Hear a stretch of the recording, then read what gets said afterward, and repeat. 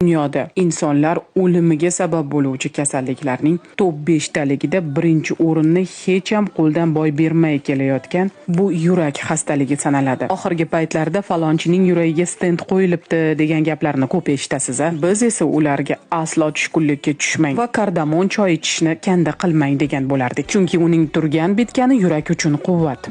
Bu lavhaning birinchi qismida aytilganidek, shifobaxsh choy erkaklarda katta qorin muammosidan qutulishga yordam beradi. Ayollarni ham. Kardamonning antioksidantlik, yallig'lanishga qarshi, arterial bosimni pasaytiruvchi xususiyatlari ham bisyor. Agar bu choyni uyqu oldidan ichsangiz, tongda yaxshi kayfiyatda, kuchga to'lib uyg'onasiz. Uni doimiy ichib yurish insonning psixoemotsional holatini mo'tadil ushlashga yordam beradi. Peshob yo'llaridagi yallig'lanishlarni bartaraf etadi. Qovuqni davolaydi. Natijada sistit, polinefritdan asar ham qolmaydi. Oshqozon osti bezi va buyrakka ijobiy ta'siri bois qandli diabetni ham davolaydi. Izohlarda ko'rsatilgan havola orqali lavhaning birinchi qismini ham ko'rib oling. Iste'mol qilganlarimiz tanamizga shifo bo'lsin.